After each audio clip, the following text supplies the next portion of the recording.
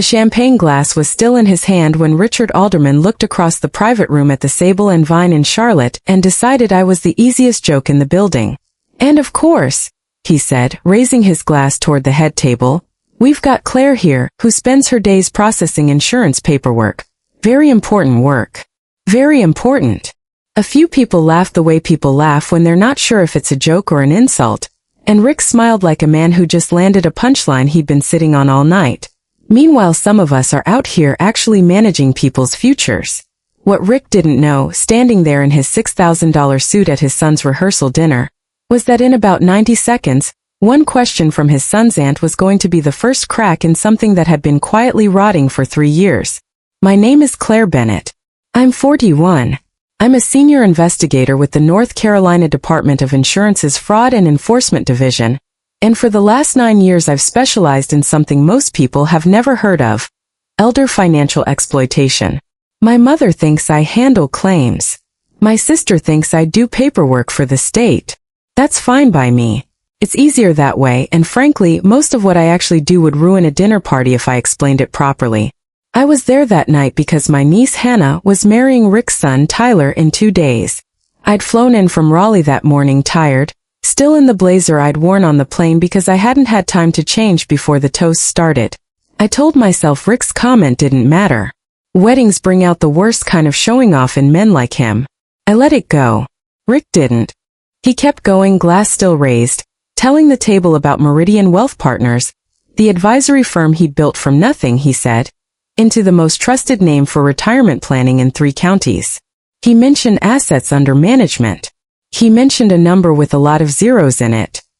He mentioned, almost as an aside, that he personally handled the retirement accounts for half the congregation at Blessed Trinity, the church 2 blocks from my parents' house. That last part is the one that made me set my fork down. "Rick," I said, keeping my voice as light as his had been, "who audits Meridian's annuity trust account?" The table went quiet in the specific way tables go quiet when someone's asked a question that wasn't supposed to have an answer that mattered. Rick's smile stayed on his face about 2 seconds too long. "Excuse me. Your annuity trust account," I said again. "The one holding client funds between transfers. Who's the third-party custodian?"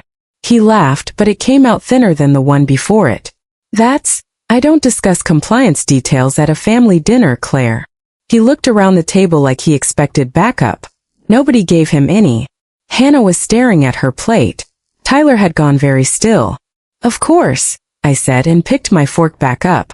"I was just curious." I wasn't just curious. I hadn't been just curious in about 4 months. Here's what I hadn't told anyone at that table, including my own sister.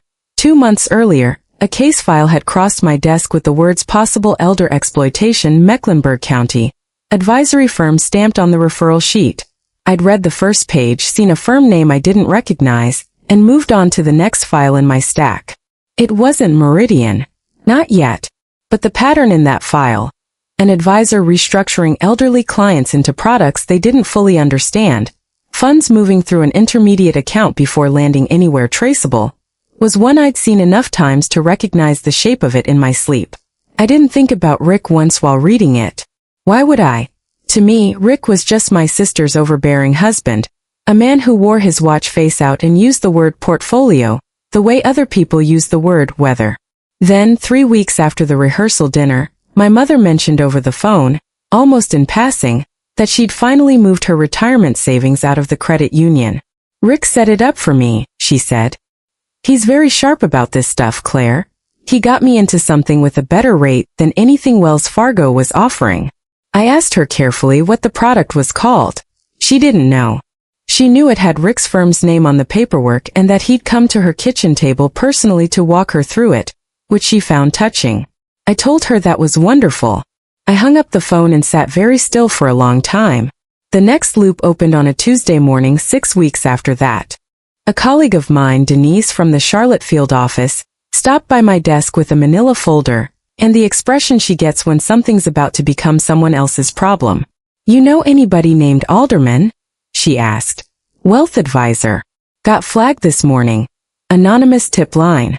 Says he's moving retirement funds through a company called Palisade Holdings that doesn't show up anywhere in the state business registry.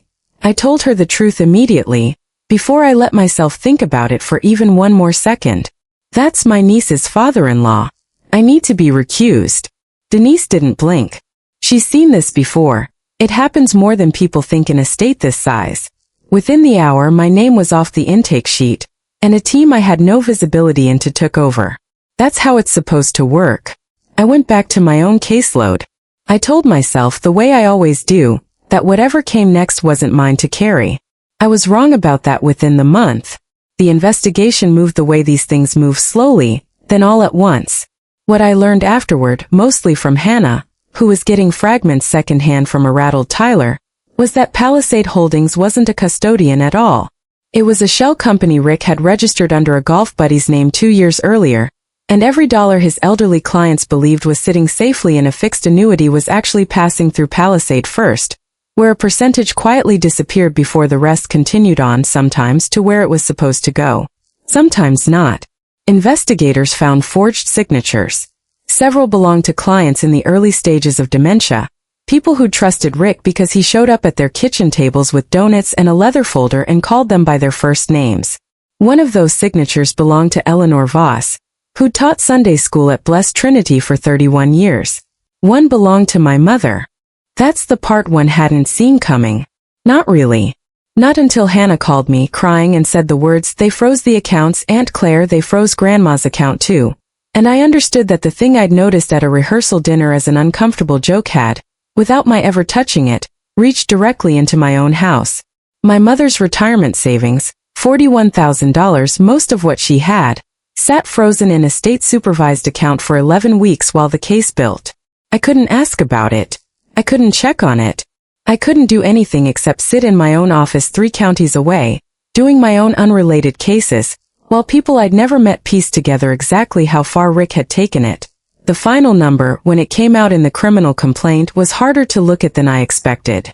Over 2.5 years, Rick had diverted just over $1.3 million from 31 clients, most of them retirees, most of them people who'd known him for a decade and called him family. He hadn't spent it on anything dramatic. There was no yacht, no mistress in Miami. He'd used most of it to cover shortfalls in his own firm's operating account after a bad real estate bet in 2022, the kind of thing that, if he'd told anyone the truth 3 years earlier, might have cost him a hard year instead of everything. He was arrested on a Thursday morning at the office he'd built his identity around, in front of 2 employees and a client who'd come in for a scheduled meeting. Emily, my sister, found out from a phone call from Tyler, not from Rick himself. He didn't call her for 6 hours. I want to be honest about the part of this story people always assume is coming next, because it isn't. I did not testify against Rick. I couldn't have. I'd been recused before the case even had a name. I never spoke to a single investigator about him.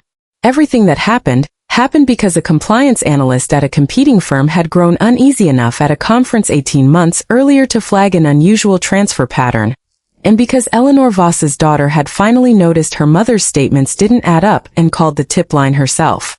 The only thing I did, was ask one question at a rehearsal dinner, because 9 years of doing this job had trained me to hear the specific silence that follows a lie a man doesn't yet know he's told. Rick took a plea in the spring.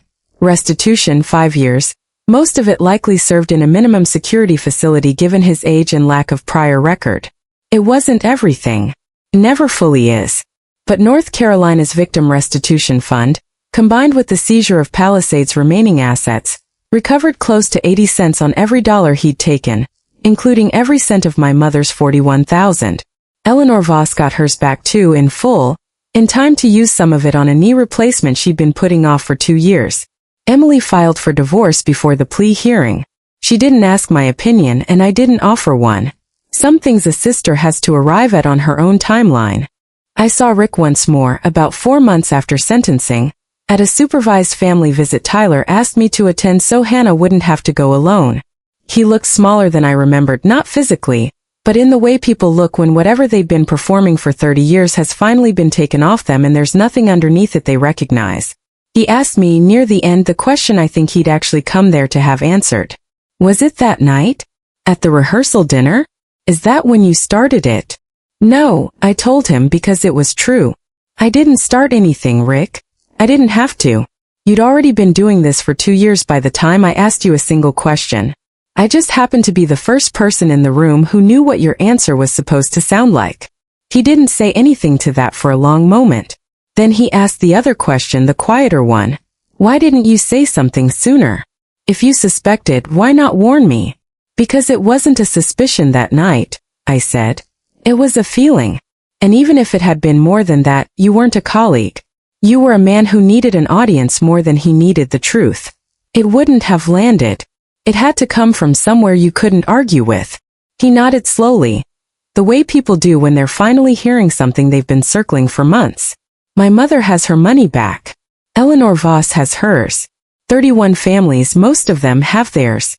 Hannah and Tyler are still married, still finding their way through what it means to build a life next to the wreckage of his father's. And I still haven't told most of my family exactly what my job actually involves. Not because it's a secret worth keeping, but because some nights the quiet is the only thing that lets me do it well.